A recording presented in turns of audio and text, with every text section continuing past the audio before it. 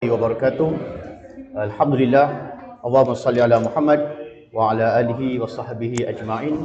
Amma ba'd. Terima kasih kepada semua tuan-tuan dan puan yang hadir pada hari ini, especially kepada panelis yang datang pada hari ini yang jauh daripada Itali. The second one is Dr. Prof Farish, half Malaysian, half Indonesian. Still Malaysian, but sekarang mengajar di Jakarta di Depok. And then yang terakhir merupakan Prof Dr. Syed Farid yang bertugas di half Malaysian, half Singaporean. Kan, Prof Syed Farid yang sentiasa ada bagi menjayakan program-program Lestari Hikmah. Saya rasa aircon macam kurang berfungsi. Tolong tengok sekejap. Pacong. Okey, kita take time untuk aircon. Okey, jadi saya ucapkan ribuan terima kasih kepada sahabat-sahabat, teman-teman yang hadir. InsyaAllah, our program will conduct with mixed language, bahasa and also in English. Kita raikan kawan-kawan, teman-teman yang Malaysian dan juga non-Malaysian.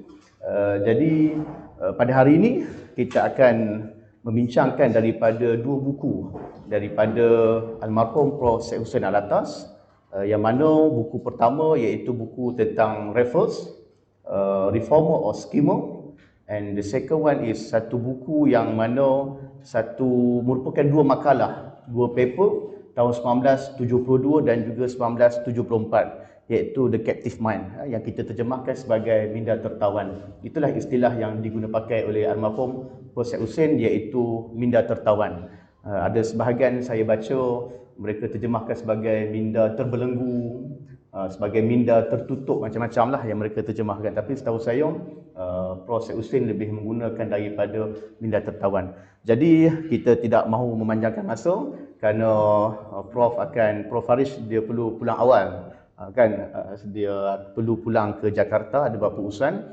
Jadi we start our program with ladies first. Jadi kita dengan segala hormatnya menjemput Puan Masturah Alatas untuk membuka bicara pada hari ini. Terima kasih. Selamat petang, selamat pagi. Welcome everybody. Thank you organizers for inviting us. I will deliver this part in English. My name is Masturah Alatas, and I am the sister of Professor Syed Farid Alatas, and I am also the daughter of the subject of this morning's discussion, the late Professor Syed Hussein Alatas, and I am the author of his biography here.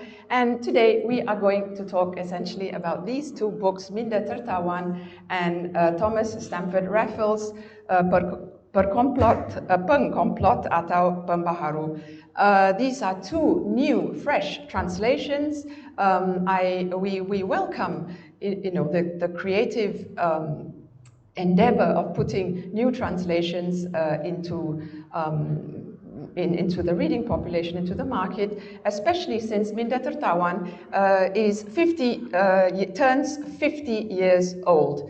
This year, 2024. What does it mean for a concept to mature after 50 years of its existence in society? My introduction focuses on, where I define the concept. I show how the creator of the concept meant it to be a long-term critical category, a way to analyze social and political phenomenon. It was written in 1972 and 1974, the two essays which you find translated here, and 50 years have gone by. We learn how to use the concept analytically in different contexts, in politics and literature, in daily life, in human relations, in the media. So it is really a sociological concept that can be applied to all categories. I'd just like to say a few words about the translation, Minda Tertawan. Now, Minda sounds like an Anglicism from mind, but it is used in Malay. And then the question is, what is the Malay word for mind? And then you open up you start thinking about conceptual terminology. If you don't have the word, you don't have the concept. But that's not really where I want to go down to. But the translation, tertawan, you were saying, I mean, is it the right translation? It takes its creative effort to find the right translation in Malay. The next thing is, how are we going to use it in Malay as an everyday concept, the sociological sense of everyday life? You know, how do you apply a concept, the way we speak of decoloniality, Orientalism today, easily to talk about so many things? So bringing it outside the strictly academic sphere. Now, I invite everybody to start using it creatively. Who is the person with the Minda Tertawan? I was talking to my brother last night about, you know, how do you call the person with the Minda Tertawan? How do you transform it into an adjective, into a verb, even into an adverb, captivatingly. So, you know, do begin to use it creatively in the Malay language as it has already been used creatively in the English language. I would also like to say that the concept of Minda Tertawan, captive mind, has been misunderstood. It is often used, because it is misunderstood, it is often used as a way, what we call West bashing. Everything about the West is bad. We are still mind controlled by the West. That is not what the author of the concept meant with Minda Tertawan, with captive mind. Not only. I invite people to read it by taking a kind of break from the colonial past. I'm not advocating for historical amnesia, but what I mean is, do not blame everything, all the problems of today, on the colonial past. The problem of corruption today, and my father, Syed Hussein Alatas, would agree, is not only, cannot be traced to the problems of to the colonial, to imperialism in Southeast Asia, not directly. The problems concerning our intercultural and inter-ethnic relations cannot be blamed exclusively on the colonial past. We tend to say, oh, but this is a colonial law, or this system was introduced by the colonialists, so we are stuck with it. The point about Minda Tertawan, if you still believe that you are stuck or dominated by something, it means you are captive.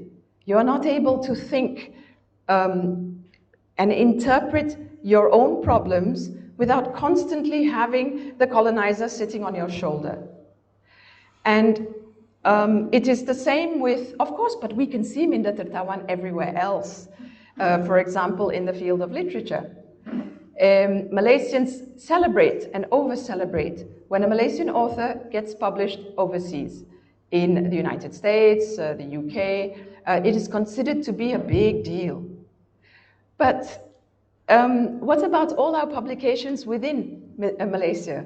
Are we celebrating it the same way, the way, I don't know, publications in Italy, where I live, might be celebrated? It generates a lot of literary criticism. People are reading, people are talking about it. But there's this thing, there's something about things have to happen outside first before we consider it important in Malaysia.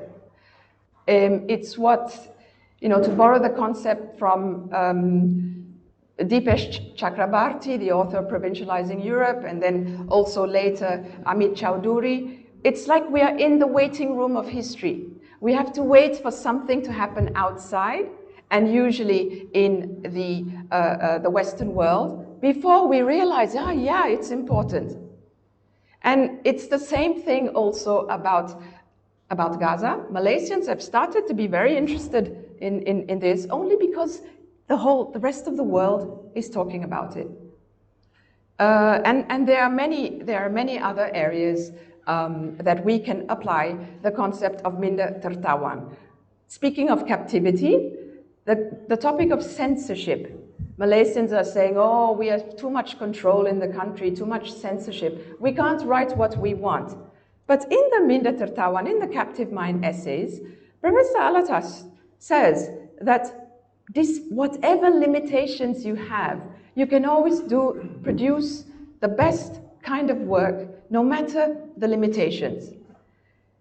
He would appreciate someone like Pramodia Anantatur, the Indonesian novelist, who wrote his Buku Quartet, which is part of the canon of world literature, in prison. So he was not a Minda Tertawan, even though he was in captivity. The same with Antonio Gramsci, the great Italian philosopher. Thousands and thousands of pages of the prison notebooks. Under fascism, in prison, you produce a great work which lasts for decades and I imagine so for centuries as well. So, social or political control is not directly connected to mind control. And this is the importance of Minda Tertawan. It tells us how to think and be free creatively. Today we are talking about free Palestine, politically, socially. But in the sense of creativity, the Palestinian poets are producing some of the best poetry, the most moving poetry in the world, and they are writing under terrible conditions as we all know. So their being in a condition of occupation and also genocide has not stopped their creative, literary, intellectual production. My father would never say that they are captive minds, even though they are living in an extreme case of imperialism. I believe that is all I have to say. My introduction mentions these topics. I'm very pleased that now we have a Malay translation. Use it in schools, your literary discussion groups, use it in your daily life, understand the concept. It has very little to do with West bashing. If you look at the methodology, you will see that my father himself cites and uses Western sources. It invites us, the true sociologist that he was, it invites us to use our resources and our data and to do careful research with facts. For example, many of you in Malaysia will know there's this French writer, a French scholar in Malacca. His name is, I believe, Serge Jardin, and he is very careful with the facts. He's doing the hard work. He's doing the research. He is by no means a Minda Tertawan. He's doing the work for us. Us meaning he is looking at the facts. He's doing the hard work of getting the writing and the new information done. One final word. Sorry, am I okay for time? Okay. Yes. I would like to say something about the cover of this book. We are told never to judge a book by its cover, but it's a very interesting cover, difficult to interpret. Difficult to do a semiotic analysis of this image. You have a young, it's a man, I imagine, dressed sort of in the corporate way. It's a Malay farmer. It's a Malay, yes, I was going to get to that. Is it really a farmer? He's wearing a jacket and a tie, and he's wearing Wellingtons. Wellingtons is the style, he's captive now, he's got, and he's wearing the topi, the farmer's hat. He's got a changkul. But is he a new entrepreneur? Is he like the new Malay entrepreneur? Or is he thinking about his agricultural past? And why is the hat covering his eyes? Is his vision shaded? So, I found it very interesting and hard to interpret. You can spend a long time talking about doing a semiotic analysis of this image and, you know, applying it to the concept of Minda Tertawan. I will end here and pass the microphone on to Dr. Farish, who has done, you know, a lot of good penetrating work on building on my father's work, and of course my brother, as you know, who has developed his own concepts of autonomous knowledge again, and an academic imperialism again, developing on our father's work. Thank you very much.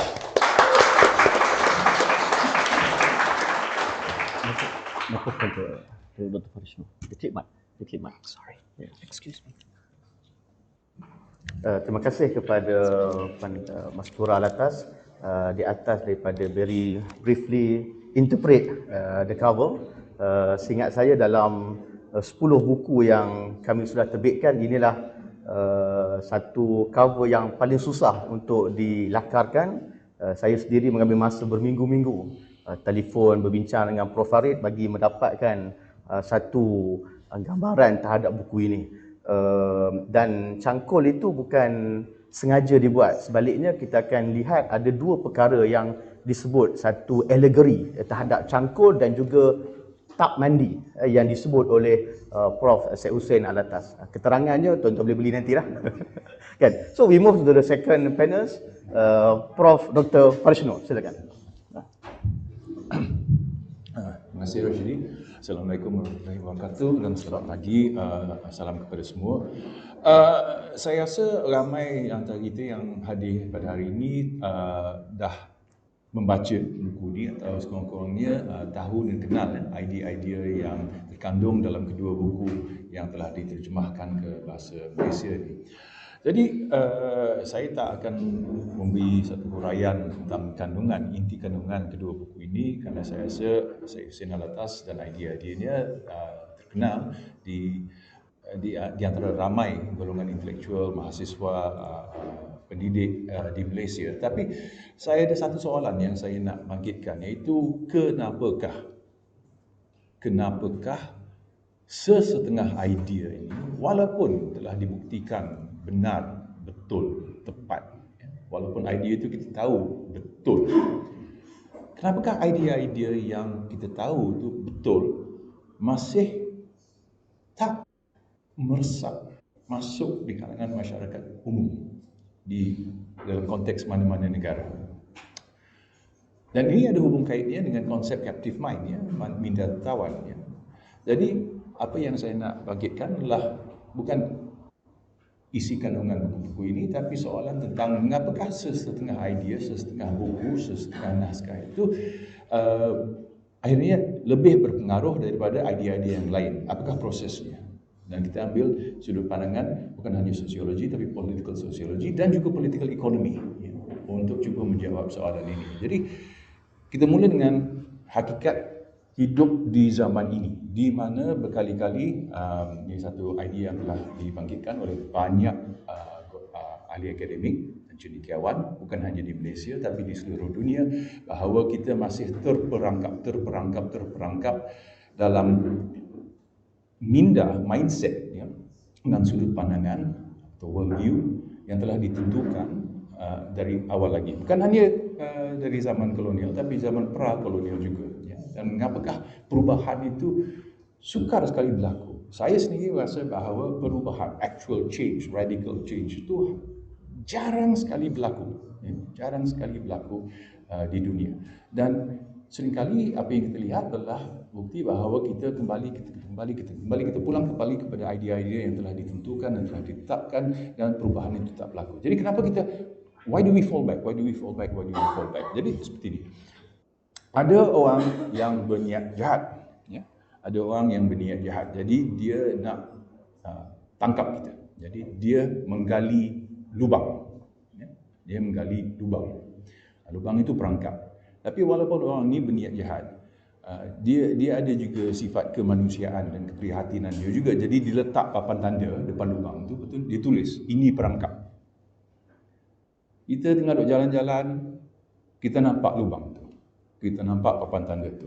Kita baca apa yang ditulis di papan tanda tu, ditulis ini perangkap. Kita dah baca papan tanda tu, kita nampak lubang tu, kemudian kita lompat masuk lubang.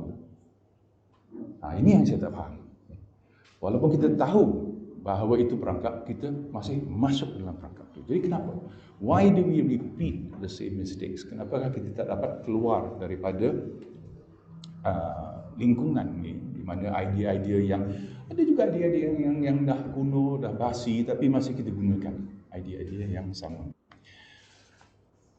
Dan saya rasa apa yang telah berlaku dalam kes sumbangan akademik dan sumbangan intelektual Syed Hussein Alatas ini bukanlah satu kes yang unik. Ya.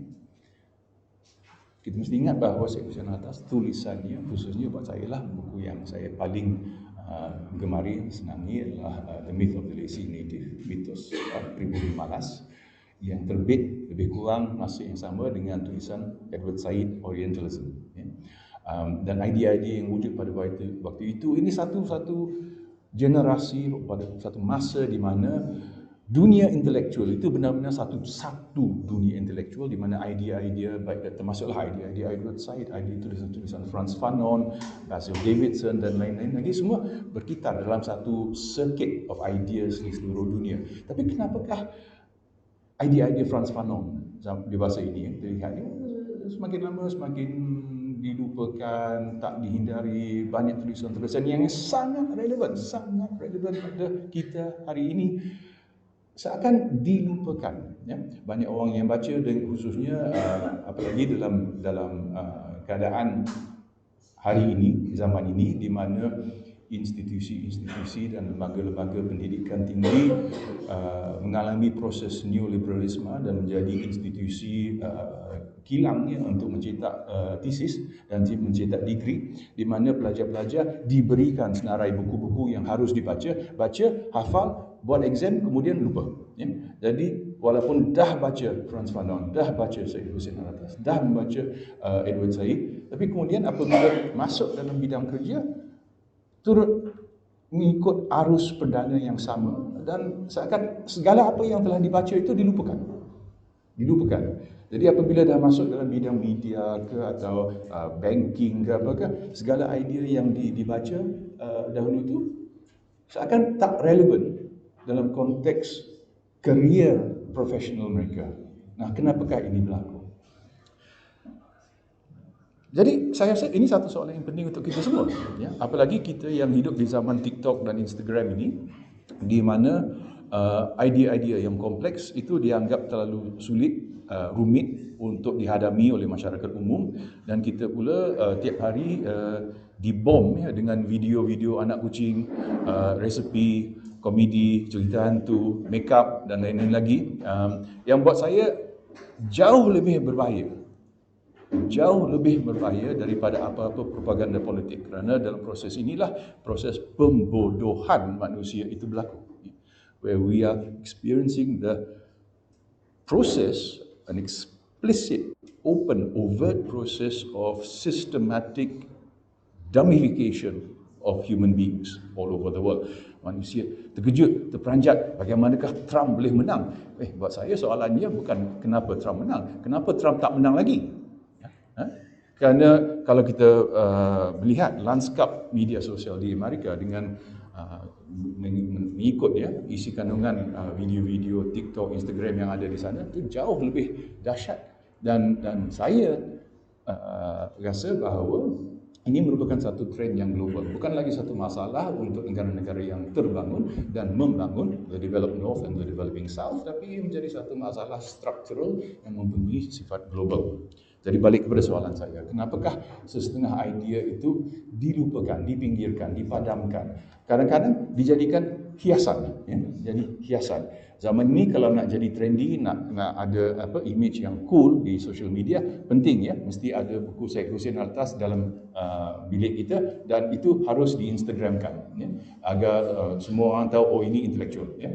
Jadi ini yang buat saya ya, satu yang berbahaya kerana idea yang penting itu tidak dihidupkan, tidak diaktifkan, tapi menjadi sebahagian daripada image kita dalam konteks masyarakat di mana identiti individu kita itu dijadikan satu social identity.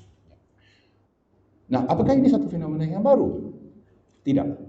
Jadi untuk menjawab soalan yang saya bangkitkan tadi, mungkin salah satu kaedahnya ialah menggunakan ajaran sejarah. Jadi saya beri contoh daripada sastra. Semua orang dah dengar kan nama Charles Dickens. Charles Dickens, ya. Kalau tak tahu, tengok Netflix atau kat YouTube. Banyak ya cerita-cerita Charles Dickens. Dan zaman ini kita lihat, wow, Charles Dickens itu dianggap salah satu penulis sastra Inggeris yang terunggul, terpenting, terkenal. Dan saya tidak ingin mengkritik tulisan Charles Dickens, ya, kerana saya juga amat gemari tulisan beliau. Tetapi satu fakta yang menarik, apabila Charles Dickens aktif pada zaman itu zaman Victoria, Ratu Victoria di Inggris, temannya William Thackeray juga popular, malah lebih popular daripada Dickens. Thackeray lebih popular. Thackeray was a contemporary of Dickens, and his writings were as popular, if not more popular, than the writings of Charles Dickens. Kenapa? Kerana tulisan-tulisan Thackeray. Kalau kita membaca tulisan Charles Dickens, ya, ada banyak kritikan yang tajam, ya, dalam tulisan Dickens, ya. Apabila Charles Dickens telah di BBC-kan, telah di Netflix-kan, yang sama dengan Jane Austen yang telah di Netflix-kan. Apabila Jane Austen telah di Netflix-kan, langsung kandungan yang radikal itu menjadi satu randungan seperti coklat, ya, untuk level Forrest Gump, ya. Jadi tulisan yang mempunyai unsur-unsur politik, ya, kritikan tentang ketidakadilan ekonomi masyarakat Inggeris yang ada dalam tulisan Charles Dickens itu amat tajam. Tapi lebih tajam adalah Thackeray. Kalau anda membaca tulisan-tulisan novel-novel Thackeray yang mengkritik, ya, prejudis kelas yang ada dalam pada waktu itu di kalangan masyarakat Inggeris, ya. Ada ketidakadilan politik, ketidakadilan sosial, sifat tamak haloba golongan kapitalis baru yang wujud di Inggeris, ya. Jadi tulisan-tulisan Thackeray ini sangat kritikal, sangat tajam, ya. Dan pada waktu itu, apabila Thackeray dan Dickens dua-dua hidup bersama, dan mereka ni temannya, kawan, tulisan-tulisan Thackeray itu sangat popular. Tapi siapa yang baca Thackeray zaman ini? Tak ada, ya. Kerana itu dalam koleksi buku saya, banyak buku Thackeray kerana orang tak beli, ya. Jadi buku lama, ya, banyak koleksi buku lama untuk novel-novel Thackeray itu tak dibeli kerana lama-kelamaan Thackeray dilupakan. Nah, ini soalannya. Bagaimanakah idea itu dilupakan? Proses melupakan, ya, to forget, ya, itu bukan hanya satu yang pasif, iaitu kita terlupa, tapi juga satu yang aktif, kita melupa. We don't simply forget, we choose to forget, and we are made to forget, ya. Nah, ini yang berlaku kepada tulisan Thackeray, kerana pada period itu di mana kuasa politik di England itu dalam tangan golongan elit, khususnya pada period Ratu Victoria.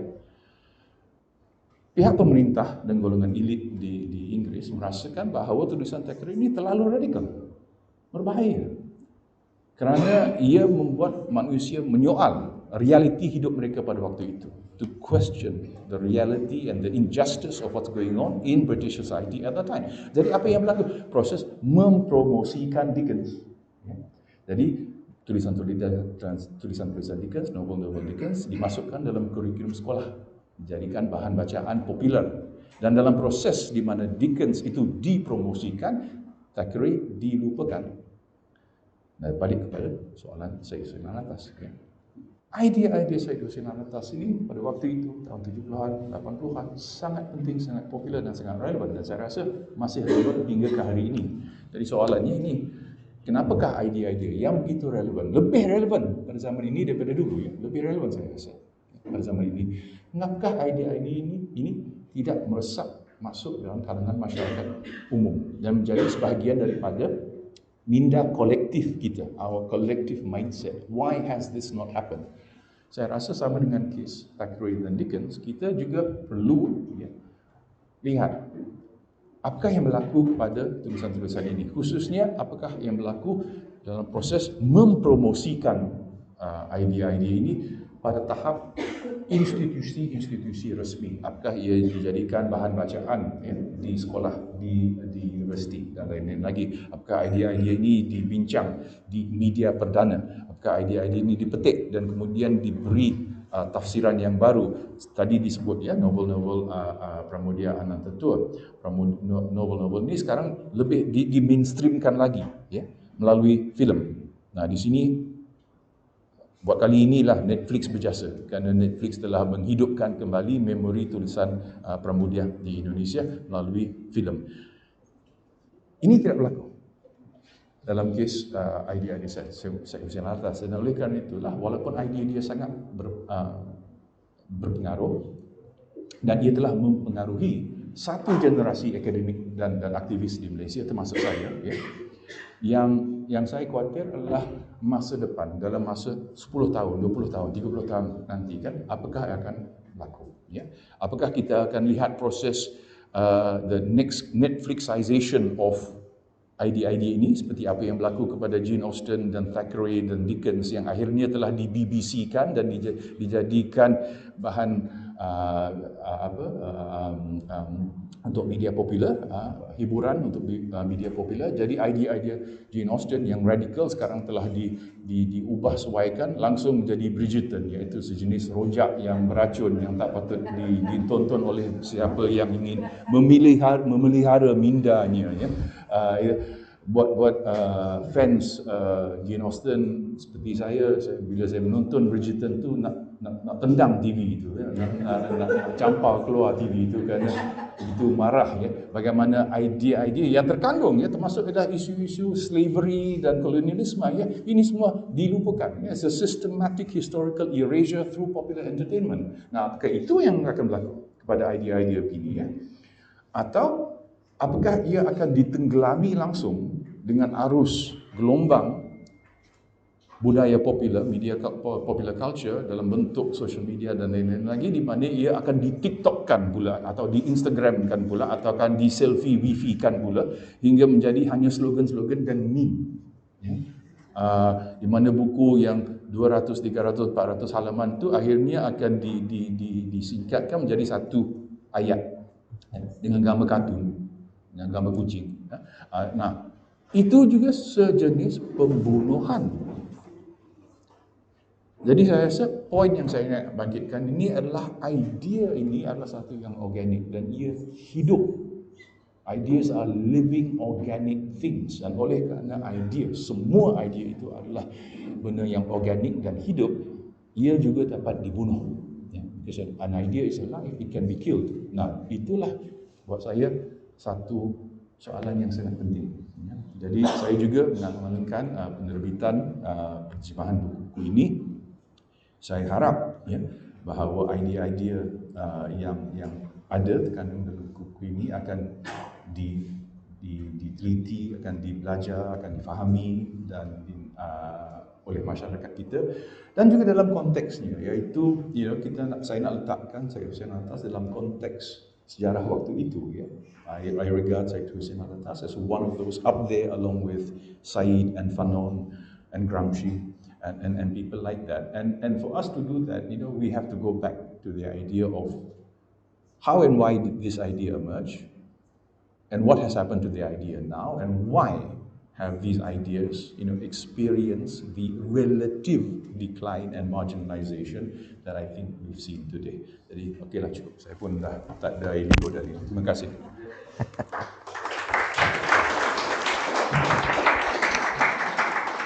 Terima kasih kepada Prof. Dr. Farish. Selepas ni insya-Allah kita ada duit lebih, bukan sekat buku, kita akan filmkan lah. So tunggu ada duit nanti kita akan filmkan. So we move to the third panelist, dijemput Prof. Dr. Syed Farid Alatas.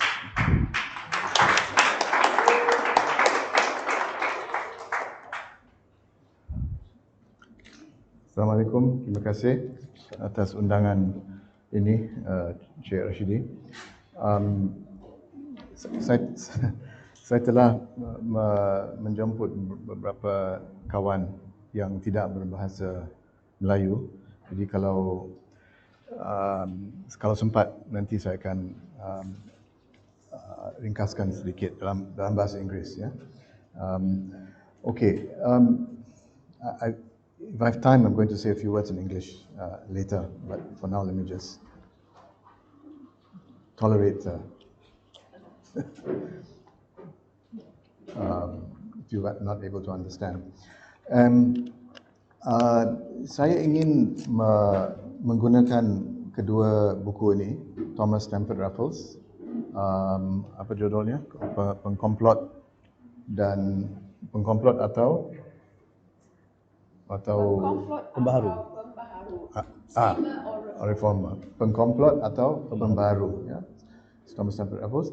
Dan yang kedua, Minda Tertawan, yang merupakan terjemahan daripada dua makalah yang muncul dalam bahasa Inggeris pada tahun 1972 dan 74. Okey. Kedua buku ini mencerminkan apa yang dimaksudkan oleh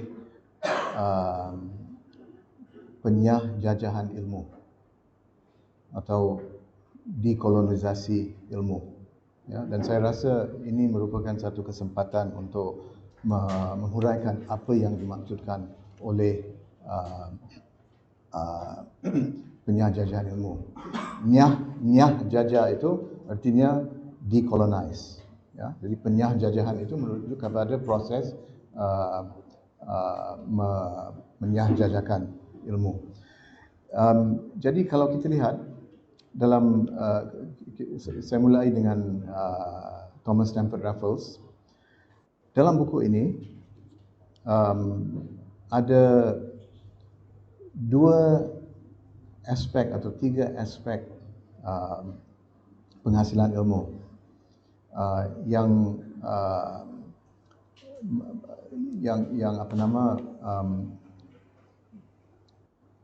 yang terkandung dalam proses penjajahan ilmu. Jadi penjajahan ilmu itu terdiri daripada tiga aspek. Yang pertama adalah kupasan atau kritik. Kupasan atau kritik.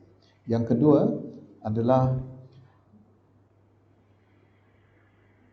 pembinaan. Yang saya maksudkan dengan pembinaan adalah konstruksi, construction. Tapi ada dua jenis.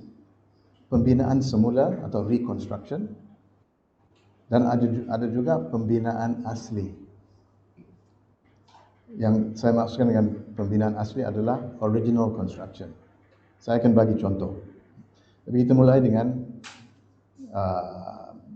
kupasan atau kritik, ya. Jadi kalau kita ingin menjajahkan ilmu, kita harus melakukan ketiganya. Kupasan, pembinaan semula atau pembinaan kembali, reconstruction, dan pembinaan asli, original construction. Contohnya begini, kita mulai dengan kupasan, ya. Satu contoh yang saya suka bawa adalah sejarah, dari sejarah penaklukan Amerika. Pada tahun 1492 ada satu peristiwa yang sangat penting dalam sejarah, iaitu apa yang berlaku pada tahun itu? Columbus telah discovery Amerika. Okey, penemuan Amerika, the discovery of America. Okey, ya. Ini merupakan sesuatu istilah ini, penemuan Amerika. Seolah-olah tidak ada orang di Amerika sebelum itu. The discovery of America merupakan satu frasa yang membawa makna orang Eropah merupakan orang pertama. Ini merupakan satu pencapaian kemanusiaan, pencapaian manusia. Manusia pertama yang menemui Amerika adalah mereka, orang Eropah. Ini merupakan satu pemutar belitan sejarah, sebab sudah ada orang yang tinggal di Amerika sebelum penemuan Amerika oleh Columbus, kan? Ya, jadi ini merupakan kupasan, ya, kritik. Begitu juga dengan tuntutan bahawa orang Melayu, orang Filipina, orang Java adalah malas. Ya, itu telah dikupas oleh Syed Hussein Alatas dalam buku beliau, Mitos di Bumi Malas. So, tahap yang pertama dalam proses menyahjajakan ilmu adalah kita mengupas, mengkritik. Okey. Dan yang kedua, membekalkan satu penafsiran sejarah yang berlainan daripada naratif yang Eurocentrik, yang orientalis. Ya. Jadi kita cuba membina semula, merekonstruksi sejarah. Ya. Contohnya, kita balik kepada contoh Columbus. Naratif Eurocentrik mengatakan bahawa penemuan Amerika merupakan sesuatu yang baik untuk manusia, satu pencapaian manusia yang hebat, yang baik untuk tamadun manusia. Tapi kalau kita melihat peristiwa itu dari segi perspektif, dari sudut pandangan orang bukan Barat, naratif kita akan mengatakan bahawa penemuan Amerika merupakan satu musibah untuk manusia, sebab ia telah memulakan proses penjajahan hampir seluruh dunia. Jadi zaman antara penemuan Amerika pada tahun 1492 dan tahun 1521 ya, waktu Ferdinand Magellan telah mengelilingi dunia. Dalam 30 tahun itu, Eropah, kuasa-kuasa Eropah seperti Belanda, Portugis, Spanyol dan sebagainya telah mengenali hampir seluruh dunia dan memberi kesempatan untuk mereka menguasai, menaklukkan, menjajah hampir seluruh dunia. Jadi penemuan-penemuan seperti itu, Magellan mengelilingi dunia, Amerika ditemui oleh Columbus dan sebagainya, semuanya merupakan dari sudut pandangan kami, kita di luar Barat, merupakan satu musibah. Itu dari sudut pandangan kita. Ya. Okey. Jadi kalau kita memberi satu naratif seperti itu, bermakna kita membina semula, membina kembali, merekonstruksi sejarah. Okey. Yang ketiga, pembinaan asli. Ya. Kita jangan menghadkan kegiatan ilmiah kita kepada hanya membina semula. Ya, itu penting. Tapi jangan kita berhenti di sana. Apa kemungkinan kita mewujudkan ilmu yang baru daripada sumber asli bukan Barat, yang tidak pernah dianggap sebagai sumber pembentukan konsep dan teori yang baru. Ya.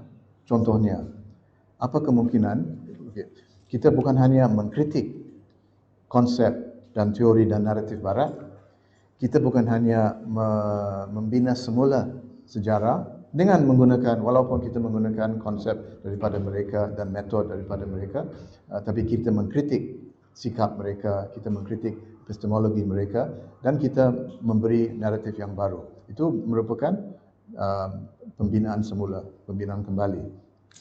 Tapi jangan kita berhenti di sana. Apa kemungkinan kita menggunakan sumber asli dari tamadun yang lain, seperti tradisi intelektual kita, tradisi intelektual Islam atau Melayu atau Cina atau Parsi atau Arab, itu tidak mengapa. Contohnya, karya Bukhari Jauhari yang menulis pada awal kurun ke-17. Ya, satu karya, Tajus Salatin namanya. Satu karya dalam mana yang agak diketepikan dalam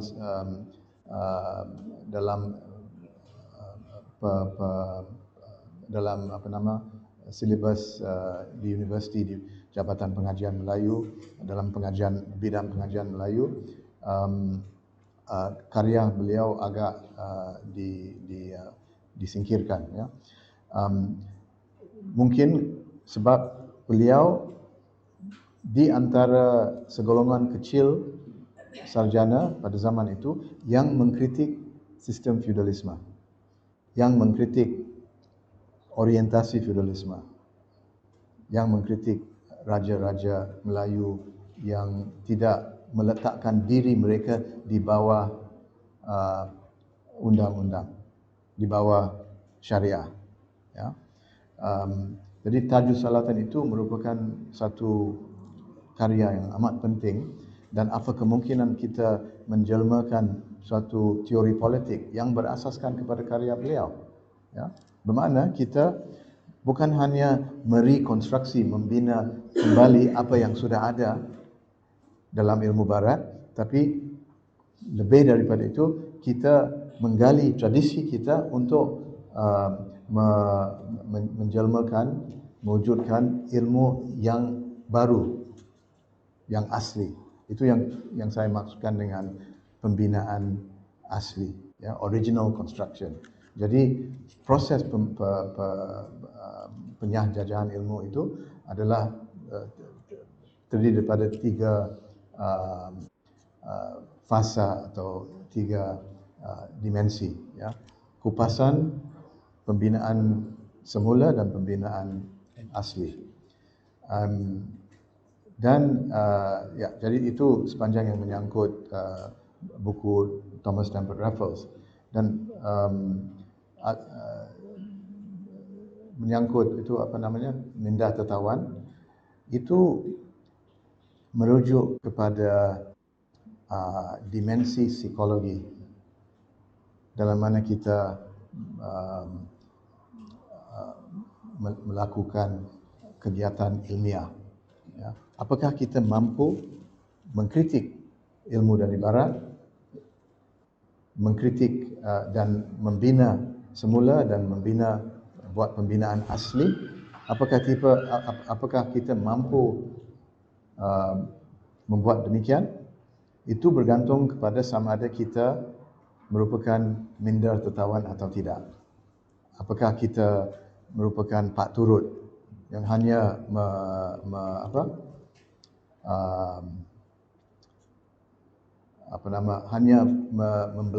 mempelajari ilmu konsep teori dari barat dan menerapkannya, ya, tanpa sikap yang kritik pada ilmu ini.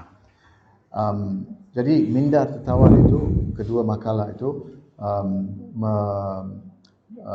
memberi kepada kita satu fahaman atau satu konsepsi minda yang tidak mampu memikir secara mandiri, ya. Sebab salah satu daripada tujuan ayah saya adalah untuk mewujudkan suatu ilmu kemasyarakatan yang mandiri, ya, autonomous knowledge.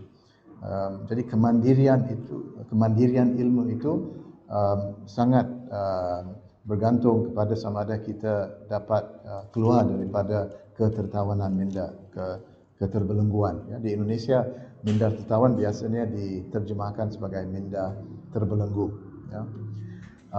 Ya, jadi saya rasa itu saja. Kedua buku ini, kalau kita mempelajarinya, kalau kita membacanya, kita dapat merumuskan apa yang dimaksudkan dengan proses penjahjahan ilmu. Sebab kita masih berada dalam keadaan kejajahan. Kejajahan yang saya maksudkan dengan kejajahan adalah coloniality. Kita masih berada dalam sepanjang yang menyangkut pemikiran kita, ya. Walaupun secara politik kita sudah bebas, merdeka, tapi dalam cara kita memikir, kita masih dalam keadaan kejajahan, ya. Jadi kita lebih mengetahui tentang sejarah-sejarah dari Barat dibandingkan dengan sejarah yang ada di rantau kita sendiri. Ya. Kebanyakan mahasiswa kita di dalam bidang-bidang ilmu kemasyarakatan, sosiologi, antropologi, geografi, sejarah dan sebagainya, tidak pernah membaca karya Pramudia atau karya Jose Rizal. Dan kebanyakan mereka tak pernah dengar nama Jose Rizal. Tapi pada waktu yang sama mereka tahu Marx, Weber, Durkheim, John Locke, Hume dan sebagainya. Ya. Jadi ada keterpisahan. Kita terpisah daripada tradisi intelektual kita. Saya akhiri dengan mengatakan bahawa untuk menjadi pemikir, mahasiswa, sarjana yang lebih asli, yang sedar akan masalah ketertawanan minda, dan untuk supaya kita dapat melakukan penghasilan ilmu yang yang lebih asli, yang lebih original, kita harus mempunyai satu nilai atau satu kualiti yang penting, iaitu sifat malu, aib. Faham tak aib? Malu, shame. Satu sikap yang penting sekali. Malu atau aib bahawa kita terpisah daripada tradisi intelektual kita.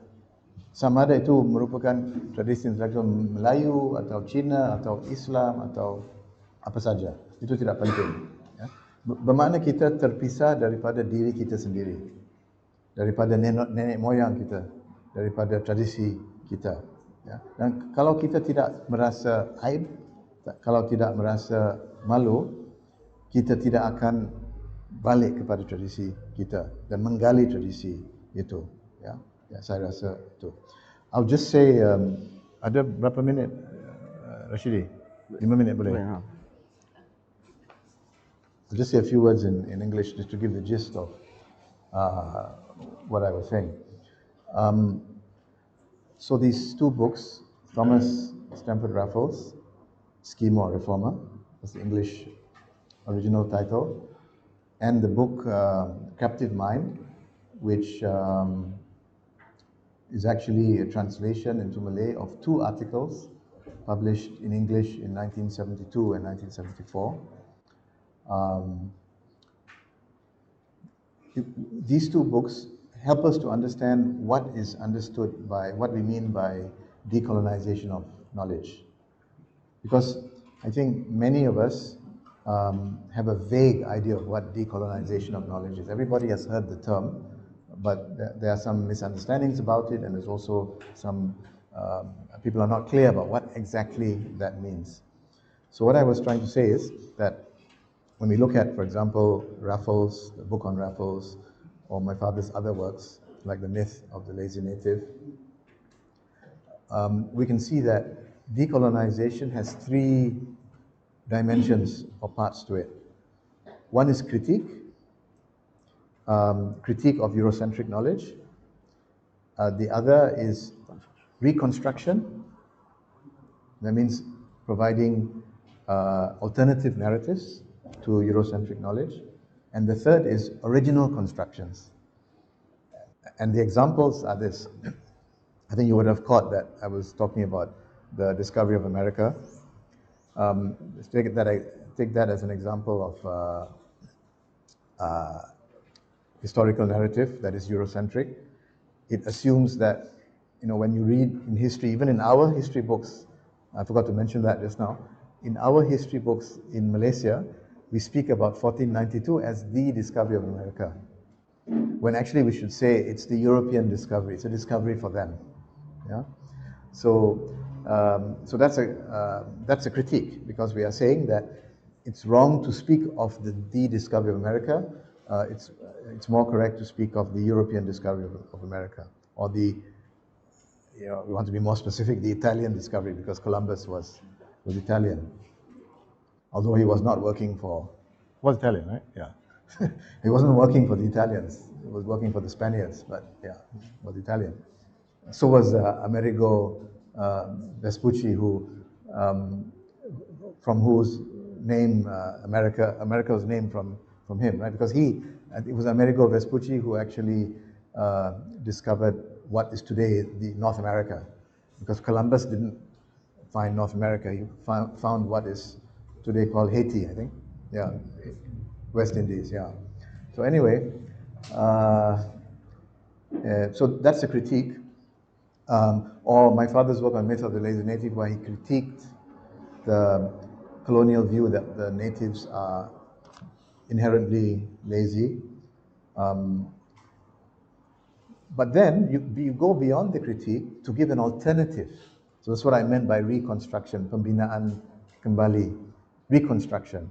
So for example, when you talk about America, instead of speaking about the discovery of America as a great feat of humanity, or the Magellans going around the world as a great feat of humanity, we talk about it through an alternative narrative, from our perspective, the perspective of people of Asia, Africa, and Latin America, that Columbus finding America, Magellan finding the route to go around the world was, I said musibah.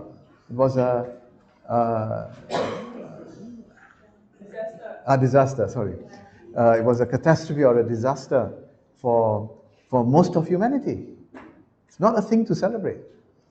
Because in those 30 years between Columbus' discovery of America and Magellan's circumnavigation of the globe, the Europeans know the whole world.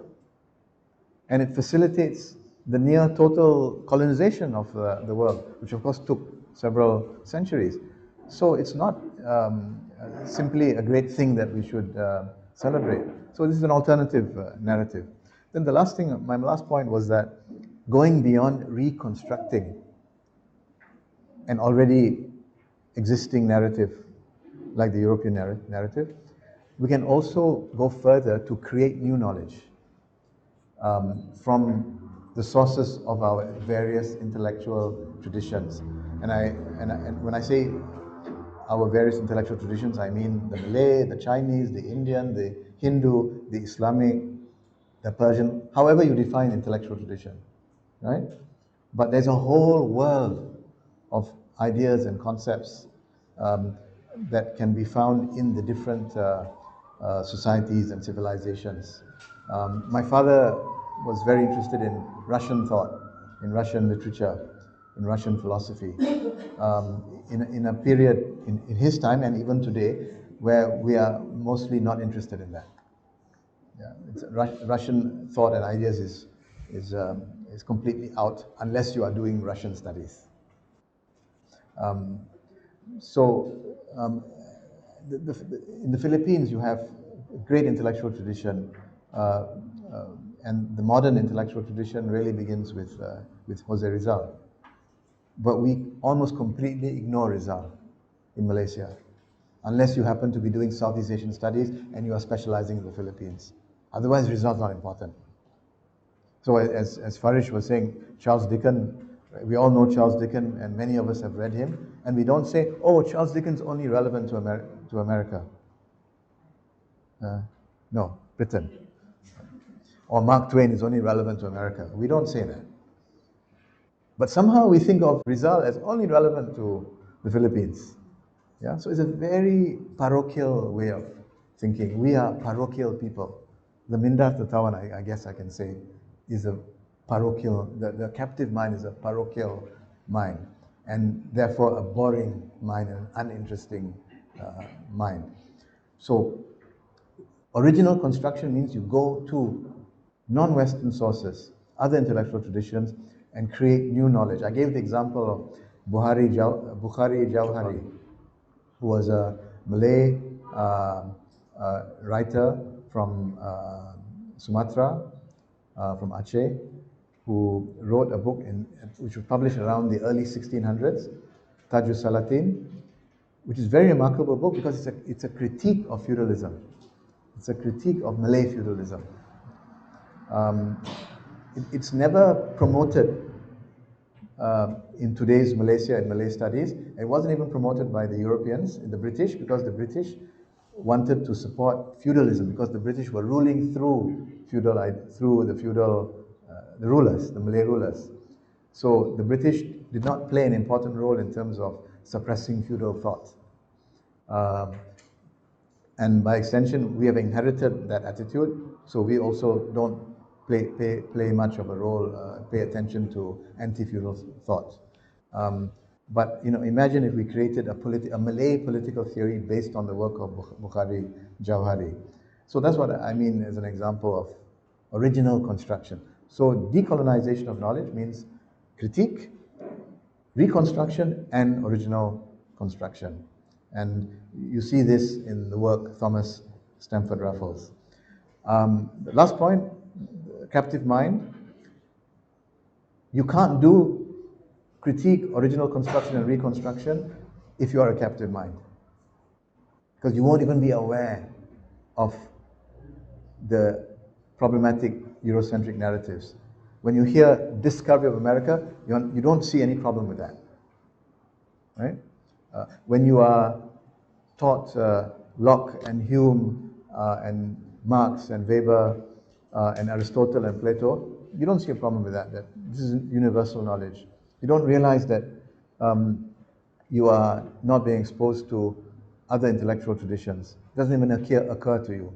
Or if it does occur to you, you will say, well, those are very, specific and only relevant to those countries, to the Philippines or to Indonesia, not to the whole world. So your mind is captivated and you don't realize it. So Minda Tertawan, captive mind, refers to the psychological dimension of imitation. So the two works can be read together. Thank you very much.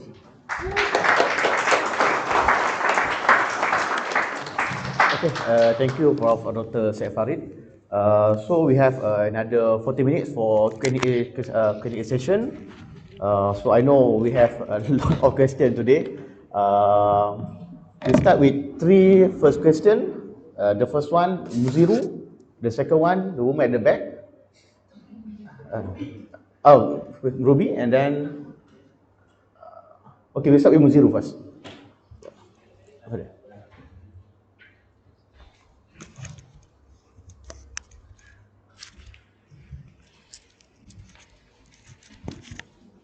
Assalamualaikum dan salam sejahtera. Terima kasih atas penyampaian eksposé sangat menarik pada hari ini. Saya ingin bertanya satu soalan, mungkin itulah mana-mana panel nak menjawab tentang konsep captive mind yang digagaskan oleh Syed Hussein Alatas yang telah digagaskan pada tahun 50 tahun dahulu. Sudah separuh abad sudah digagaskan dan saya kira Prof dan Dr. sendiri bersetuju bahawa konsep tersebut masih relevan pada hari ini. Jadi soalan saya ialah apa kalau kita ambil konsep Minda Tertawan itu untuk kita aplikasikan pada hari ini, apa yang kita boleh jelaskan tentang masyarakat hari ini tentang konsep Minda Tertawan, ataupun apa yang boleh kita katakan bahawa masyarakat hari ini terperangkap dalam Minda Tertawan. Kalau Syed Hussein Alatas dalam bukunya itu dia telah memberikan contoh tentang tek mandi, tentang cangkul, tentang kritikan terhadap konsep pengangguran yang digunakan oleh kerajaan untuk merumuskan pengangguran masyarakat. Jadi pada hari ini tahun 2024, Minda Tertawan itu siapa dan bagaimana yang mencirikan Minda Tertawan dalam konteks masyarakat tahun 2024?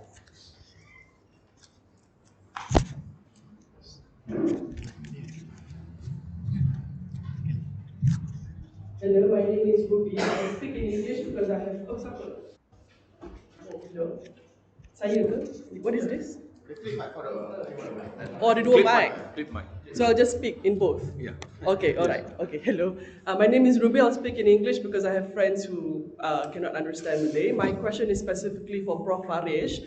I am a a literature educator, and I'm teaching mostly Gen V and Gen Alpha. And I was very affected, I don't think in a good way, when you mentioned about the next Netflixization and the social media. The thing is, that is their daily language, that is what they consume every day, and I feel as an educator, we must go to their level in teaching serious ideas. I feel like, my question is very simple. If an Alatas idea can be simplified into a meme, or a slogan, or a social media post, not Facebook because that can be wordy, but Instagram or TikTok, what is wrong with that? Of course, I feel like it is our duty as educators and intellectuals to carry and to bring forth these students from what you mentioned, the dummification, to perhaps intellectualization or things like that. Because I'm sure when you mentioned during the Victorian era, I'm sure the masses didn't really understand Thackeray's ideas or Dickens' ideas, because those who can read were those who were educated and the elite. So my question is, that is the present, that is the future. We cannot avoid anything being made into Netflix, despite however bad they are, especially the Persuasion adaptation recently. So that's my question. Siapa next? Saya je ke? Malunya. Thank you. So another question. Okay, okay. Okay. Before I ask a question, I just like to say thank you very much. It's been an enlightening one.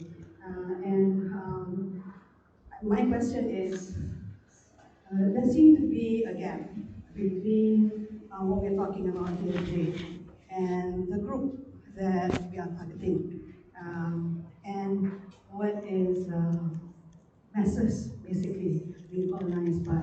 So you have the urban masses being colonized by Netflixification, by you can say about the Western ideas, the colonial standard Western ideas of being YOLO, being FOMO. That is what they are following. But you also have really huge target of Malaysians who are being colonized by the replaced, basically, the colonization of the West with the colonization of the East, but that is skewed. There is Islamic, a view of Islam that is skewed, that is focused basically on the idea of racism that is opposite, rather than being anti-West. You want to be pro-Malay, pro-Islam at all cost. And I think we have seen that with what has happened with the GISB holdings.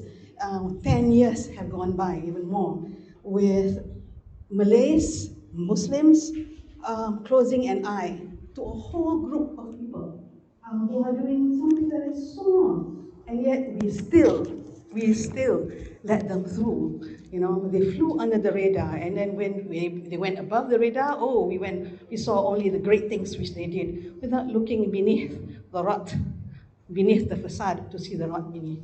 So my question is Malaysia exchanging one form of anti-colonialism, menyahkan kolonisasi, for another form of colonization? Are we not able to have autonomous thought, autonomous intellectual thought that is not linked or that is not hooked to something that gives us instant gratification, whether it is instant acceptance from the West, like you said, or whether it is an instant route to heaven, as another group may think. Hi, thank you very much. Okay, Jacob, we'll start with Ruby question. Actually, Ruby, I think you've already answered the question. No, you've answered the question, because that's precisely the point. If we're going to actually translate these ideas, they have to be translated, accepting the fact that these are new mediums, that will not go away. It's not as if tomorrow TikTok will disappear. So you're right. This is what we need to do. Therefore, rather than resist these technological advances, but to adapt to them. Now, that's our challenge, right? As you said, as academics, this is what we need to do. So So I agree with you there. However, I want to correct you on one thing. When you talked about Dickens and Thackeray, and only accessible to the masses, that's not true, right? That's not true. Both were popular writers. Also remember that during their time, Thackeray and Dickens and many other authors were also in the TikTok of their times. Because remember, these novels didn't come out as novels today. Today you buy the Penguin edition, it's all done. They came out serialized. So you follow them exactly like a Netflix episode, right? So one week after another week after another week, and that's how you have a captive audience because people keep reading that. So that already shows that social critique. And that's what these novels are, it's social critique. These are not mythology, this is not King Arthur or whatever, right? This is social critique, but it was already being presented through mediums that were popular at hand at that time. My only concern is that if we don't do this, precisely what you suggested, and I agree with, if we don't do that, then that space will be dominated only by kitten videos and makeup and stuff like that. Don't get me wrong, I love kittens. I've got 4 kittens, yeah.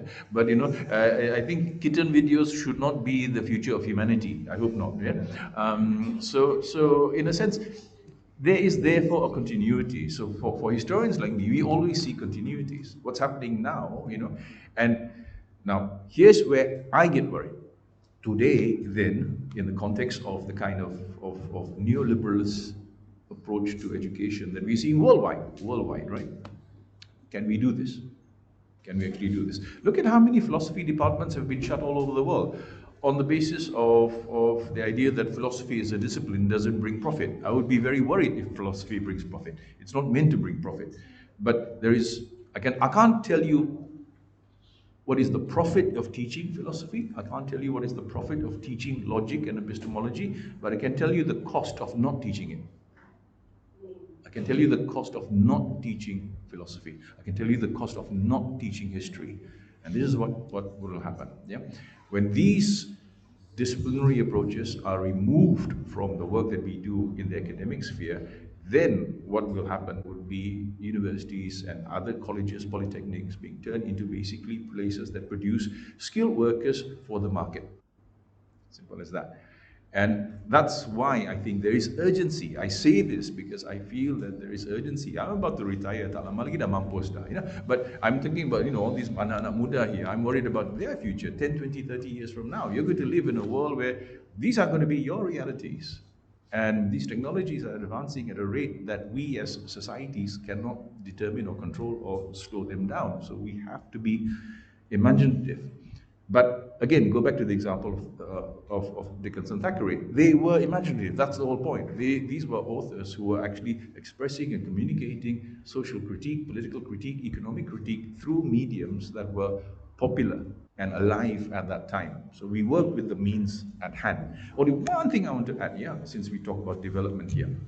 And I'm worried about how everything now is being oriented towards development. And just now Farid talked about, earlier thinkers, Bukhara al-Jahari, for example, and their contemporaries, because Bukhara al-Jahari's contemporary was Thomas Hobbes. The Leviathan and the Tashus Salatin both appear within a few decades at the beginning of the 17th century. Everybody reads Hobbes, everybody should read Bukhara al-Jahari. Now let me ask you this, in Bukhara al-Jahari or in Thomas Hobbes, do you find the word development? It's not there. It's not there. These are the foundational texts of political philosophy and political theory. But the concept of development, as we understand it today, is not there because Hobbes couldn't care less about development, especially capital-driven development. Descartes didn't care. Plato didn't care. Ibn Khaldun did not care. Al-Bukhari did not care. So this world now is a new world. It's a world shaped by the 19th century. And our understanding of development, and since we're talking about colonization, is something that really emerges in Southeast Asia and the rest of Asia and Africa and the West in the 19th century as a result of the emergence of what we today see as capital-driven development. Right? So that's the world that we are dealing in today. So whether we can do this, whether we can do what Thackeray and other radical thinkers did 100 years ago, 150 years ago, today, I think it's even harder now. simply because of the fact that all of this, all of what we need to do and want to do is being done in the context of a global system that I think is far more interconnected, far more powerful, far more hegemonic than it's ever been.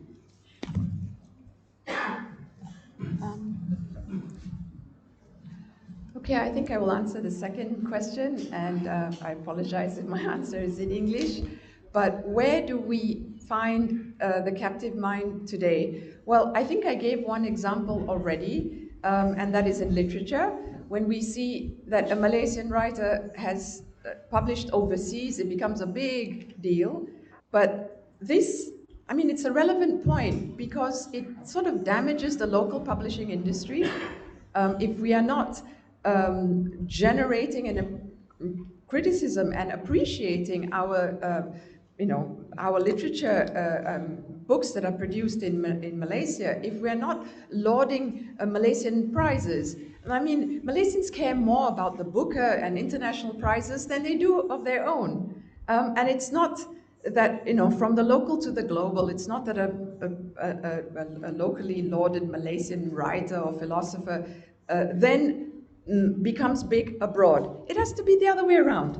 They become well-known abroad to become well-known in Malaysia. And this is a trend, and this is an example of pure mental captivity, because you're still dependent on how the outside looks at you. Politically, there are so many examples, but I will just give one.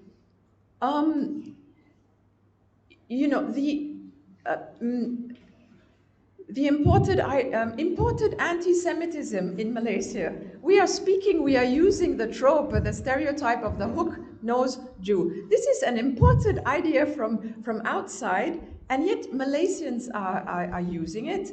And it's absolutely not part of the Malaysian tradition, and certainly not the language. This is an example of a kind, and why is it important? Because it spreads politically, it influences and galvanizes people's ideology. So this is just one example. Other examples, social stratification, the way we look at each other ethnically, there is this idea that, oh, divide and rule, that's a British creation. But we are decades after independence. What about our own way? So many traditions to tap for our own way of looking at intercultural integration, how different ethnicities live in different histories and traditions. I think we should, there isn't only one imperialism. There isn't only British imperialism. So you are captive when you think that there is only the West is damaging somehow Malaysia's sense of itself, sense of history and development. And also the Orang Asli problem, it's not a creation only or invention of Western imperialism.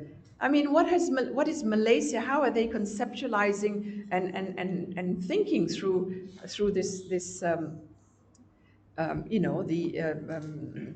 the Orang Asli in Malaysia? The third thing is our urban development. Skyscraper, modern city, very good, Western standards. So we desire that kind of city for Malaysia, for ourselves, but we are not, so we are captive, we're very captive to that idea, but we're not meeting the standards. I'm referring to the tragedy of the tourist, the Indian woman who fell into the hole. All right, now people say this happens all over the world, but it should not, it doesn't happen in many neighboring cities. We ascribe to the ideal of having a beautiful city which looks like New York or Australian cities or whatever, skyscrapers, yes. But, so we're very captive to that idea, but we are not captive to the good things. Remember, one can be captive in a good way. In the essays, you will find an explanation on constructive imitation and negative imitation. Final point where you can see mental captivity is the way the way Malaysia has chosen to Islamize itself. It's very distant from a tradition of decades ago. People will say that, oh, because of the West, we have chosen this kind of Islamization. Then you are still captive if you make the West the constant interlocutor for your identity. We are doing this because of them. So these are some examples where you can find captivity today. And one shouldn't consciously look for it. When we watch Malaysian cinema, right? We say, oh, this looks like an imitation, and then you see captivity. But when you're not conscious of it, then there is not captivity at work, but creative imitation. I'm thinking of the film I watched recently, Malay film about schoolboys trying to play cricket. I can't remember the name. They are forced by their teacher to play cricket. Now, cricket is, you know, a game of British, and the Indians are experts as well, but it is a game of certainly not Malaysian origins. But they adapt. They adapt to being forced to play this game, which is not part of their tradition. Now, there is no captivity there, even though it is about a kind of adoption or imitation. So, when you learn how to apply the concept, and you can see it everywhere. That's it. Thank you. To what extent the captive mind is still relevant? What are examples of mental captivity? So I think in so many areas of our lives in Malaysia, we have engaged in imitation in a way that is detrimental to us. And I can just give you a few examples that I thought of. First of all, take education, the universities. Our universities are still thoroughly based on imitation. And I'm speaking about humanities and social sciences, right? There is very little attention to intellectual traditions outside of the West. There's very little attention to original theorizing and concept formation. And we're not critical. And that lack of criticism is to the point of hypocrisy. For example, and my friend and colleague, Dr. Kamal, who's head of Department of Anthropology and Sociology, where I'm also attached now, is, he works on orang asli, and he would attest to what I'm saying. We are now very, concerned about Palestine, and we are, engaged in protests and all these things. And of course, we should. We never showed, over a process of decades, such passion for the Rohingya, and I wonder why that is, right? Worse still, we've adopted the international slogans about how the rights of indigenous Palestinians, the indigenous people of Palestine, meaning the Muslims and the Christians, we start to use that term indigenous, whose rights are trampled upon by the descendants of European Zionist colonizers. Okay, and I agree with that, right? But as Kamal would say, do we care about what we have done to the indigenous people of Malaysia, the so-called orang asli? Do we care about that? We have treated them in a miserable way. They have lost rights according to procedures and processes that Palestinians have lost rights. And that, of course, started in the colonial period, but we have adopted the colonial mindset and strategies and even laws, if I'm not mistaken. So, we are great big hypocrites. We care so much about indigenous Palestinians, but we really don't care about indigenous Malaysians. So this is the damaging aspect of being a captive mind. It's not merely imitation, but imitation has consequences. Right? So that's an example. And this is in the example I gave about orang asli that comes from both academia, the way we teach, and also politics and policies.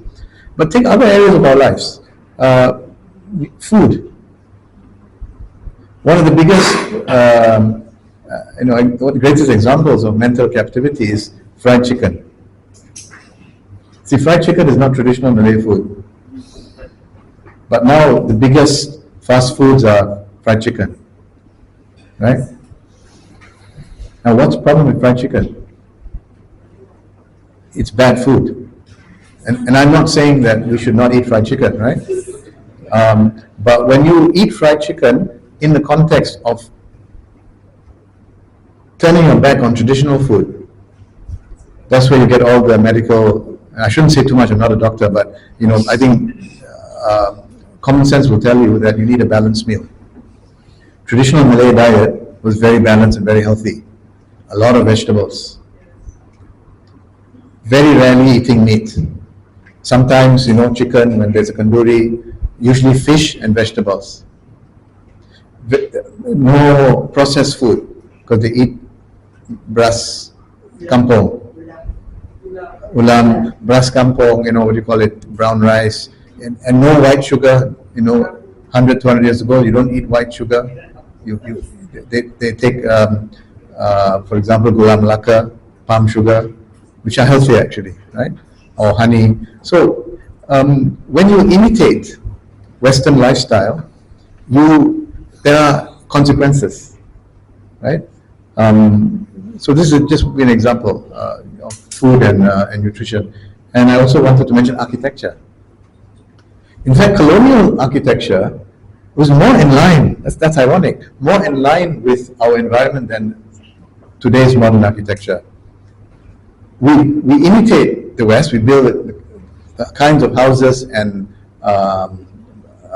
apartments that require air conditioning, which is not only expensive, but it's also not healthy, right? When the British came to Malaya, when the Dutch went to Indonesia, they built houses. They didn't imitate the houses that they had in Britain and the Netherlands. They built houses according to the requirements of the tropics. So any architect will be able to explain it in a better way, right? Now we have even turned our backs on colonial architecture, which is actually better for, more in line with our environment than what we are building now. So I think you'll find every aspect of our life is based on mental captivity. And it's gone so far that it's very difficult to reverse it. And as Masturah was saying, giving the example of the sinkhole, in which this Indian lady fell, a terrible thing that happened. It's an example of imitation, imitating the West, but imitating it incorrectly, imperfectly. It's actually what my father called erring modernization. Modernization in error. You imitate, but you don't do it properly, right? So we imitate modern style asphalt roads, but we can't even build good roads. I don't know whether you realize it. We have lots of holes and bumps in the road. Lots. And until now I don't understand why we can't even build smooth roads. Is it due to corruption? Because the subcontractors are at every stage that, skimping on the material and using substandard material? Okay. But we seem to be okay with it, it's never an election issue. So my last point is this. In the context of being captive minds, imitating the West imperfectly, we are happy with what we have. Why? Because we Malaysians are a mediocre people.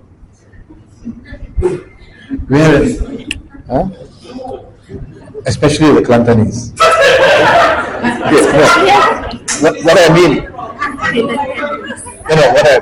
Okay, not only Kelantanese, the rest of us also. Now, what I mean by mediocre is this, right?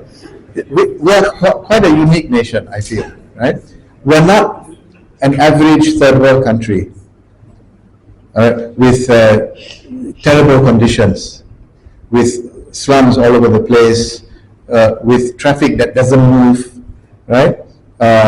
With the minute you walk out into the, I don't want to mention the cities, but you walk out into the street, you get terrible odors and smells, and so on and so forth. I mean, there are cities in our region, you walk out on the street, and I'm not exaggerating. You walk out on the street, on the pavement, you'll see dead roaches, right? We're not that kind of third world country. We have a much better standard of living than many third world countries. But neither are we a developed country. And the thing is, we're happy with what we have. We're going to remain at this level of mediocrity for decades to come.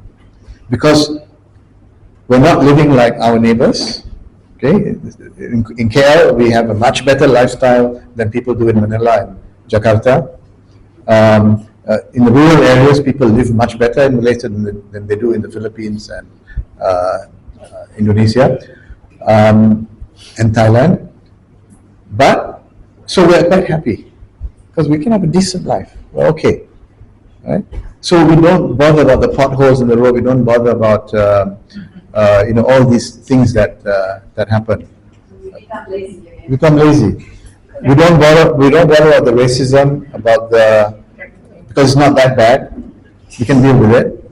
So this is the danger of of achieving a certain level and being content with it. I just wanted to raise. I'm sorry, I'm taking a lot of time. Just very quickly, when Malavni was asking about, she was mentioning something about Ketuanan Melayu. This is one of the things that my father talked about, kemandirian ilmu, autonomous knowledge. And that's where my father differs from Fanon and Syed and all that. Fanon and Syed and many of these decolonizing thinkers were primarily concerned with the hegemony of Orientalist Eurocentric knowledge and practices also. And they were right to do so. My father was also concerned with that, but he was equally concerned with hegemonic orientations other than Eurocentrism and Orientalism, which in fact may have nothing to do with Europeans. For example, he was concerned with nihilism, in academic nihilism. He wrote about it. He was concerned with feudalism. He did a critique of psychological feudalism, which cannot be simply blamed on Eurocentrism or on colonialism. And one of the hegemonic orientations that affect Malaysia today is Malay ethno-nationalism. Right? If you get rid of Eurocentrism in our universities today, you still have this problem of Malay ethno-nationalism that defines the discourse.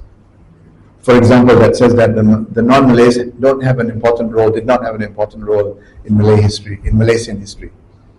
They should not be assigned an important role. They are merely fragments. This is one opinion that has been expressed by a Malay ethno-nationalist.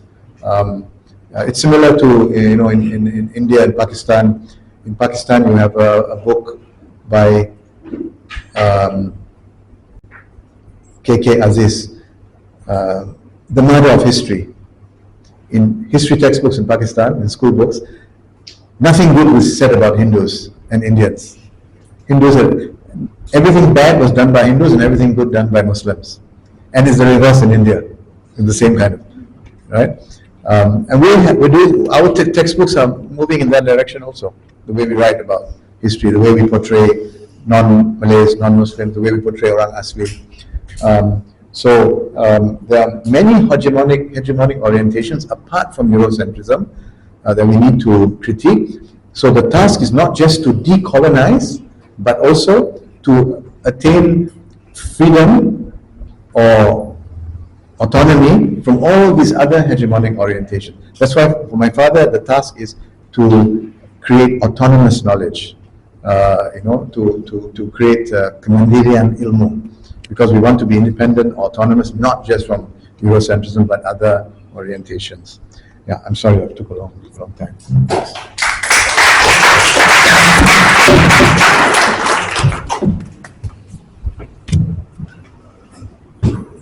Okay, one last question. With the cat one. Hi everyone, thank you for the session today. So my question is about this idea of creating autonomous knowledge, and also the way that the East has traditionally approached this formation of knowledge. Japan, after the age of the Meiji Revolution, decided that adapting to the West was an adaptation that was necessary in order for them to compete with the rest of the world. And so a lot of people, like, for example, Mahathir in our late political history, said that we needed to imitate, essentially, the successful civilizations in order to achieve something that is of note along the way. Do you feel, esteemed panelists, that maybe there are some aspects of our culture, not necessarily the East? Mahathir made it clear that we should look to the East when he did his Look East policy. But do you feel that there are some aspects of Southeast Asian policy or ways of thinking that perhaps the world should look at, imitate, or, for example, take as an exemplar for our civilization in the years ahead? Thank you.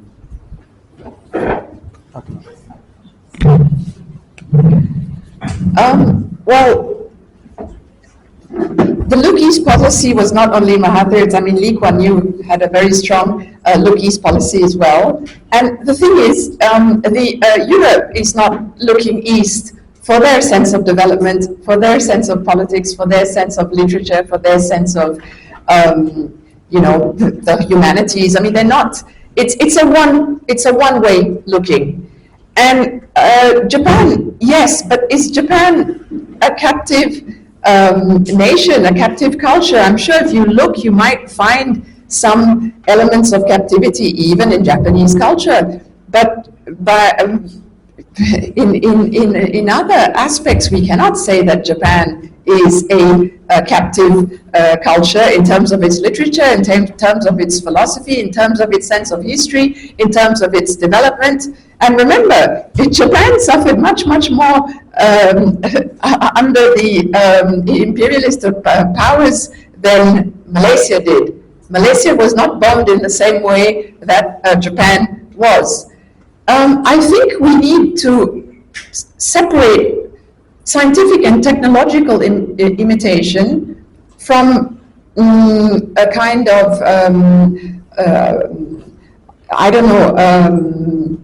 cultural or knowledge imitation. Malaysia imitates some aspects of technology very well. I mean, you can get your passport in one day, which you can't in Italy, or in other places in the world. So that is there are elements of imitation which are positive, constructive, good. Malaysia's health system, yeah? I mean, we're not talking about those kinds of imitation. So I suppose we need to separate and look very closely, and this is why we need to understand the concept and how to apply it when we are talking about looking east. Looking east not culturally, but looking east perhaps in terms of how, or in terms of political economy, right? I'm sure everybody, the other two panelists will answer this question differently. I mean, just a quick note. I think when many countries in the non-Western world turn to the West to learn from the West, we have to distinguish between learning about how to become Western and learning how to become modern. And I think it's the latter that happened, right? It's the latter that happened. When the Japanese said, let's learn from the West, they're not looking at 10th century England. They're not looking at Viking invasions, for example. We don't need to learn that, or King Arthur and things like that. So they're looking at basically modernity. And for a period up to the 19th century, modernity was identified primarily with the West. But I think we need to be very cautious when we use these terms, because I think what Japan and many other countries, Ottoman Turkey, for example, were basically learning how to be modern. But modernity that we are talking about now is also a modernity that emerged from the age of late post-industrial capitalism, right? So there's an element of political economy that I think needs to be taken into account. So back again to the question of development. Development is now the mantra of all nation states, all modern nation states in the world today. If you're going to be a modern nation state and be a player in the domain of international relations, you have to meet certain standards or certain requirements that qualify you as a modern state. And one of these is to have a modern economy. And what's a modern economy? It's basically a capital-driven economy. So back to my point earlier, just 200, 300 years ago, these concepts were not even there in discussions of politics. No one, Ibn Khaldun's not saying that, to be a good state, a good country, we have to have a certain kind of robust capital-driven economy. You didn't have that in Hobbes, you didn't have that in Mill, you didn't have that in Asian, African, and Western scholars. This is a new thing. And so I think to go back to your question, what can Southeast Asia,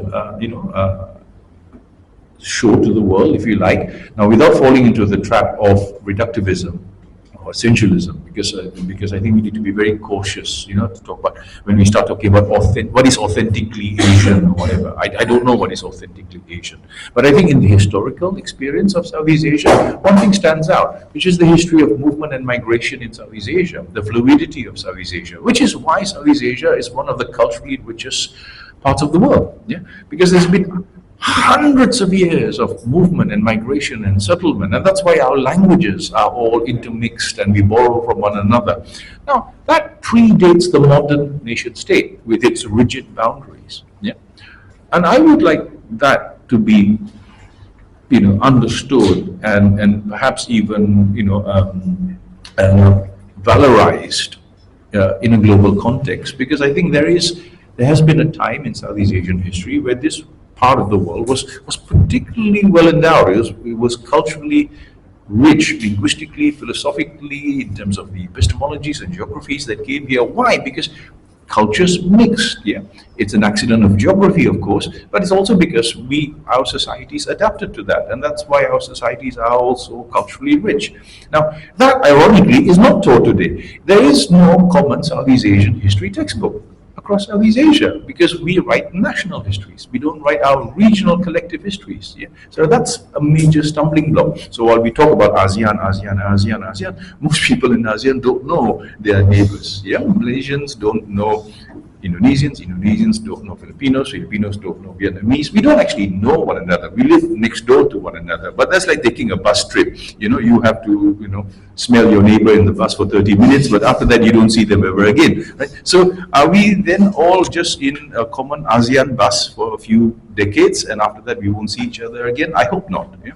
So that might be one thing for us to consider, without saying we're the best in the world or whatever, without being Trump about it and saying that we are exceptional and unique and fantastic and wonderful. It's a mundane, ordinary thing, but it is an interesting thing, this aspect of our collective hybrid culture of and history of fluidity and movement, which I think is something that deserves research and understanding among the people of the region themselves.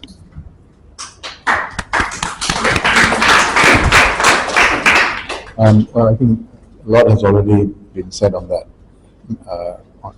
regarding the issue you raised. I will only add that I think a lot of our problems, you are speaking specifically about political, economic development. Am I right? Were you referring specifically to that? When I speak of imitation, so I think of, not necessarily socio-economic developments or political developments, but certain aspects, for example, of what we can call Southeast Asian, for example, cultural attitudes, methods of life and belief, for example, that might be worth, for example, imitating within the context of a person's life out there, even though they may be from the Western world or otherwise. Yeah. Oh, okay. I get it. Let's start with Southeast Asia to begin with. The idea. Yeah, personally, I'm not really, enamored by the idea, because it is, I feel it is somewhat an artificial construct.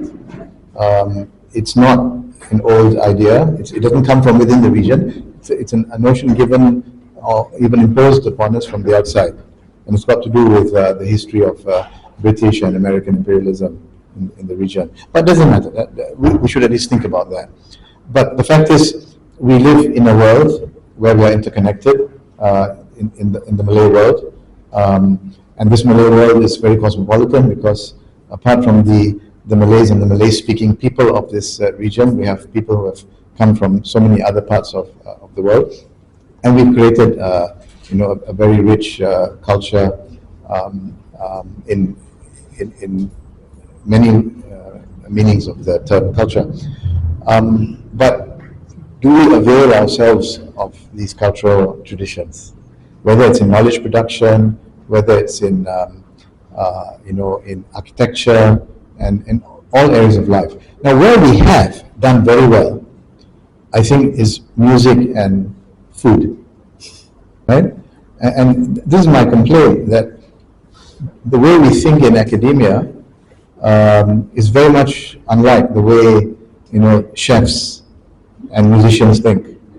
See, a chef, a good Malay chef, or a Malaysian chef, or a good Thai chef, never says to herself or himself that I'm not interested in local herbs and spices. They never say that. They know the Western herbs and spices. Some of them have become part of our cuisine, but they also want to explore what's in their own backyard. And not only that, they create very interesting fusions. Same thing goes for music. In the 1980s, we had this thing of Balada Nusantara, which really brought sounds and feelings, instruments from different cultures, Western as well as from within the region.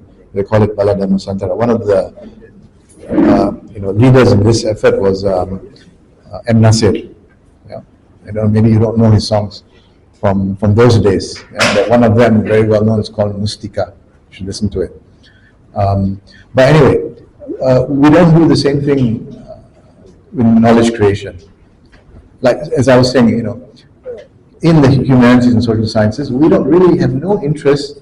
Don't talk about Rizal or Thai scholars. What about Indonesian scholars? They are not important unless you happen to be doing a thesis on Indonesia. Otherwise, you don't read, as an anthropologist, you will not read Kuncharaningrat, who's the foremost Indonesian anthropologist. Why? Because he's about Indonesia. But how come we don't take the same attitude towards, who are these people, Alfred Kruger and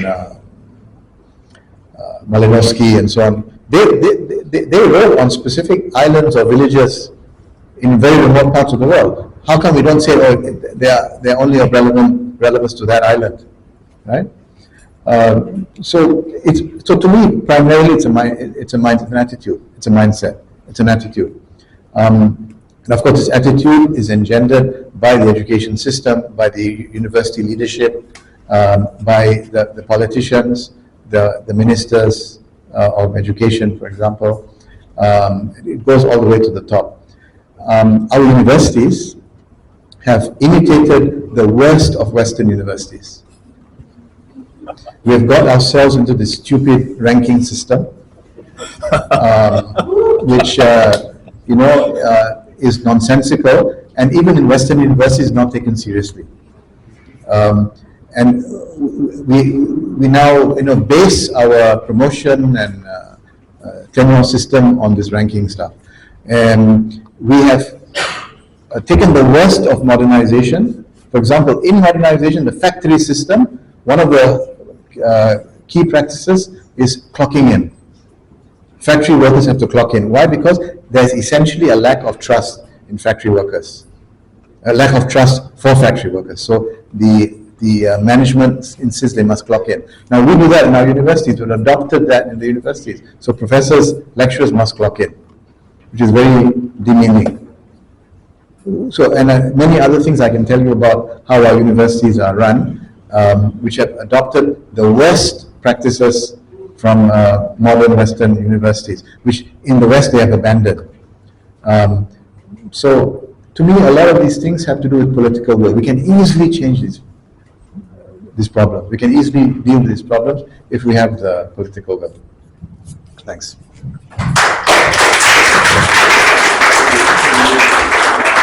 Thank you to all the panelists. Terima kasih kepada Prof. Dr. Syed Farid, Dr. Farish dan juga Masturah Alatas atas perkongsian pada hari ini. Dan juga terima kasih kepada sahabat-sahabat yang hadir pada hari ini. Boleh dapatkan kesemua daripada buku Lestari Hikmah yang diterbitkan. Dua buku yang pada hari ini, iaitu Minda Tertawan dan juga Raffles. Buku tu dengan berharga satu dengan harga RM25. Kita jual dengan harga RM20 saja pada hari ini, dan buku-buku yang lain kita jual dengan diskaun 10%. Jadi boleh dapatkan di luar sana, dan juga boleh follow daripada media sosial kami untuk penerbitan buku-buku yang seterusnya. InsyaAllah ada lagi 12-13 buku yang akan diterbitkan. Antaranya iaitu buku Dr. Farish, iaitu buku Mad and Power, buku Prof. Farid, Hegemoni dan Kemandiran Ilmu, buku Dr. Ali Syariati, Warisan Syariati dan Haji, dan akan diterbitkan mungkin dalam sekitar bulan 11, iaitu buku Almarhum Jamal Banna, Ta'adud Fikrah fil Islam, Kepelbagaian Pemikiran Islam, dan ada lagi 7-8 naskah yang lain akan diterbitkan pada tahun depan. Jadi terima kasih banyak yang menjayakan penerbitan buku, dan especially pada Dr. Mariam yang telah menterjemahkan, menyempurnakan terjemahan bagi buku Raffles, dan juga kepada yang menterjemahkan buku Minda Tertawan tu. Ya, okey. Terima kasih banyak.